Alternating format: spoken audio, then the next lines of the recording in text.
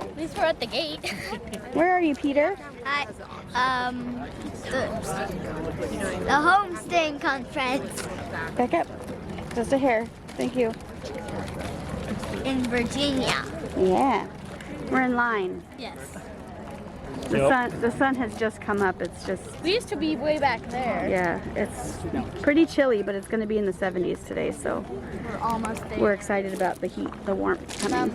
We're almost there. We're almost there. So they have little wristbands that they mailed out, but they mailed them out too I late don't have one of those for yet. us. So they're I don't in. have one of those ones. I have this. Yes, you have wristband. an ID bracelet. Yes. That's what that is. That's called an ID bracelet. With Mom's phone number on the back. Yeah. But we don't have our bracelets because they mailed them to David's parents' house in Marysville. Grandma. So she has them. She even told us that they arrived, but she couldn't get them to us soon enough.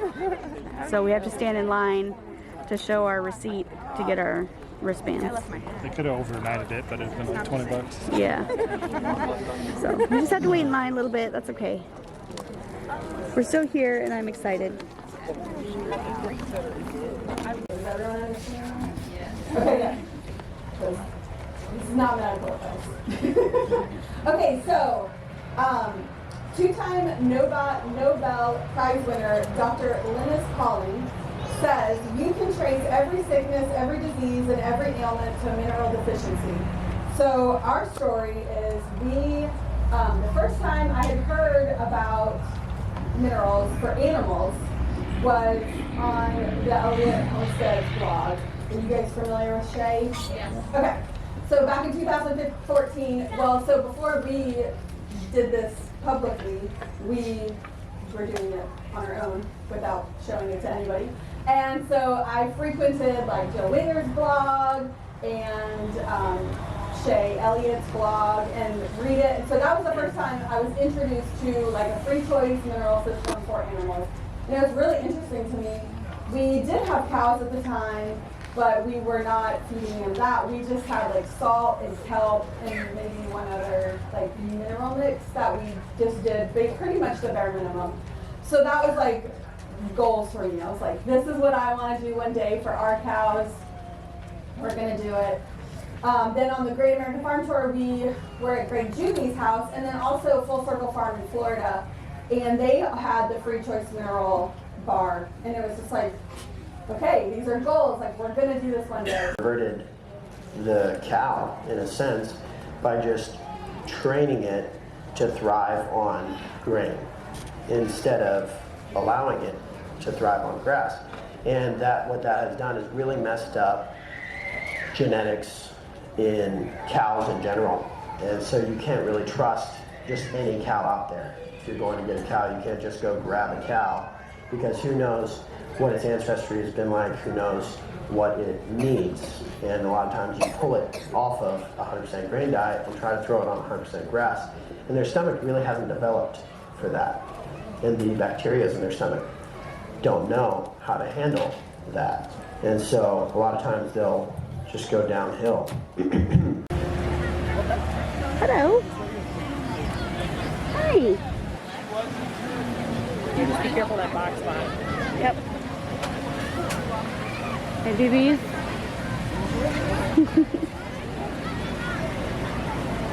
Puppet. And one of them actually led to Hugh's illness, which was the bulls got out one day because a fence was taken down by a limb. You know, when it's a single strand of hot poly wire, it doesn't really take much to make a door. And I think 27 mature bulls left the property that day. I mean, I'm talking big, mature Jersey bulls. So I'm an avid Jersey cow breeder. Some people collect precious moments. I collect Jersey bulls. And they're rather, involved pets to keep in a cabinet. And they were out. And my brother and Hugh and I, and Vivian, were trying to get them back in. And in true family fashion, my brother and Hugh started arguing about which direction was back home. Now, we'd gotten 24 of the 27 bulls already back home. home. We only have the big 3 guys left, right? This should be relatively simple at this point. We've done most of the hard work. And literally they're down at the bottom of the hill deciding which way is home, this way or this way. You know what the truth of the matter was, guys? Both ways went home. But in the meantime, no, this way is home. No, this way is home. Lauren was like, toodles, and he was off. And Walko was like, toodles, and he was off. And Frank was like, toodles, I am also off, so we lost the last 3. And we spent the next 60 hours in the woods, deep in the woods. So another little life tip for y'all, maybe transitioning out of city life, the farther you go in the woods, the more, in my experience, disease is on the ticks in those woods. So if you're hanging out in your pastures up by your house, it's pretty tame ground. You're going places where the sun don't shine and nothing but the deer and an occasional like Deliverance movie set is there. Oh, and we found one on the way. There was like a random couch. A couch in the middle of the back meadow with some I mean, it was like speaker straight out of Deliverance. But so we're out there. I will tell you, there's much more wild out there, and that's where he got that tick bite. And so we get them back home. We need him as the door to go into the secret place, just like sheep. We're not so different. We're very, very easily distracted. If any of you have been around sheep, you know that when one sheep does something, all sheep make the same choice. We're not so different. When we see something other people are doing, we tend to walk that way. We need a shepherd. And I really believe it's the reason why so many of us feel called to this life is because we recognize that these metaphors are living, breathing truths, and we can live them and be them when we're out, and we can hear his voice clearly. Many of us come from places of noise and distraction and sirens and movies, things that we shouldn't be filling our minds with. We were never meant to know what was going on the other side of the world in real time. I don't believe that God actually created our consciousness for that. The reason why we're anxious is we're carrying loads that we were never meant to carry. We're knowing things we were never meant to know. It's not an accident that the tree that we were not supposed to eat from in the garden was called the tree of knowledge.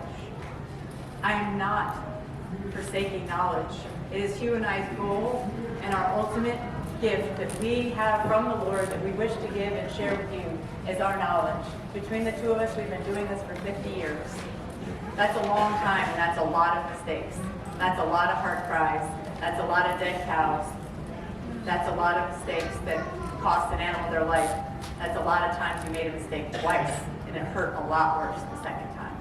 And if we can help prevent that and help you guys do that, we will. And that is our goal. That's our goal. And the Bible tells us that his people perish from lack of knowledge. So I'm not suggesting in any way that we don't pursue it. I am suggesting that we pursue something higher and a voice that's clearer and more true. And many of us are finding that voice as we go into our gardens and we recognize that he's the gardener. And we go into our fields and recognize that he's the shepherd.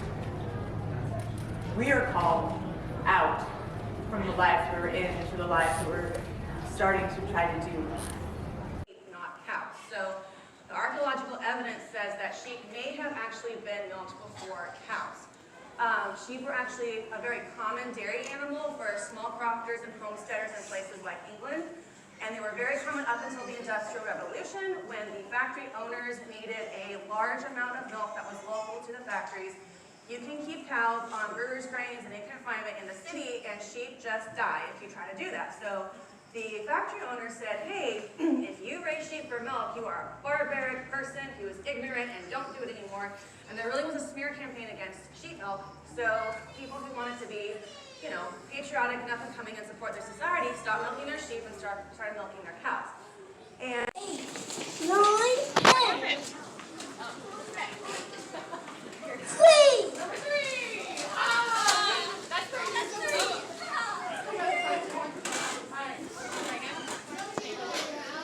1, 2, 3, 4, 5, 6, 7, 8, 9, 10. Thank y'all. So thank you guys so much for coming out here and hanging out with me today. Like he mentioned, I am Jill Reagan, the owner of Whispering Willow Farm and the But Mighty Farm, which seems so wild. Thank you so much, that's so sweet. So before we dive into maximizing your homestead today, for those of you who don't know me, and you just saw this on the schedule and wanted to pop in, I want to give you a quick kind of overview about me and my family and what. There's Mr. Joel, signing books and answering questions, doing all the Joel things.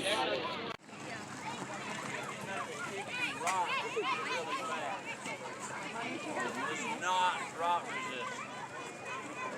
Here's a hickory handle.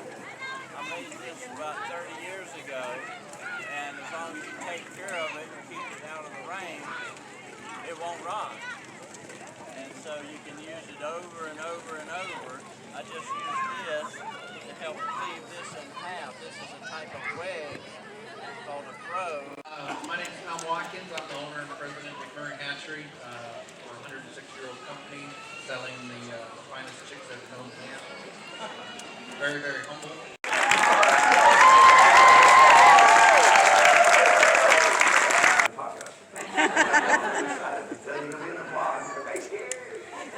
Okay. This one will not be quite as fun as the sheep versus the devil-eyed ghost was yesterday. Aww. We are talking about homestead paints. I woke up on a typical summer, busy morning, and just laid there. And this was a typical morning for me. Okay, who's ready for speaker Q&A? Okay, same rules apply. Well, the ones that don't. All right, cool. Parents, I need you to see this. Most of these kids are strangers. Yeah, they were able to show their unique stories and experiences and create something beautiful. What is your excuse for not having unity in your home, not having unity in your community, not having unity in your town? These kids were able to create unity with some obscure instructions, very obscure instructions. This is why Jesus talks about children with so much love and compassion. I need you to understand this real quick. You need to have the heart and the faith of a child. They're not bogged down by how are the bills going to get paid. They're not bogged down by, well, what's the next step in life. They're not bogged down. No. They just hear an instruction, and if they have just a little bit of faith, just a little bit of trust, they execute. Is this perfect? Yes, say yes. Say yes. Yes. It is. Yes. Here's the beautiful thing about this. Even in imperfection, God still smiles. He is smiling at these children. Do not look at these children with contentment. Do not look at these kids as if they are a burden on your life. Do not have the attitude of that. Y'all hear me? Can I get an amen? Amen. Amen. Are these kids now a blessing in your life? Amen. Yeah, some of y'all don't believe it, but guess what? Guess what? God's going to open your heart today. He's going to open your mind today. And you're going to realize that these kids can teach you a little bit about unity. Amen? Amen. Amen. Well, first of all, I just want to say thank you for allowing me to have 1 hour of chaos with your kids. I appreciate it so much. Can we get a round of applause for the kids? All right, kids. Can we get this scream for our parents? Give me a big scream. Wondering, what kind of session is this going to be exactly? You know, you sat down and watched some speakers present themselves and present something that they know or a product that they have or something like that. And they'll have this little presentation and they'll click through some slides and talk about that. Guess what? I'm not going to be that boring today. That's just not how I roll.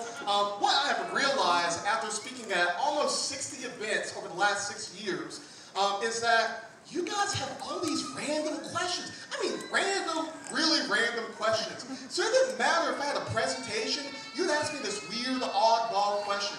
I got to the point, I said, you know what, why am I stressing out creating presentations when I could literally just sit down answer all your weird questions for an hour, because Lord knows you had these questions long before you even came here. I'm just going to give you a whole hour to ask those questions. Does that sound like fun? Yeah. All right, perfect. Watch out, Annalise.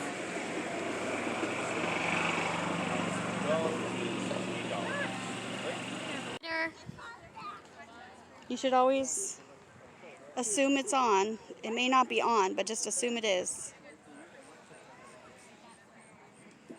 And some chickens. Chick, chick, chick. Bark, bark, bark. There's a goat. It's a cute goat. Yep, very cute goat. Well, it looks actually kind of an old goat, but that doesn't mean it's not cute.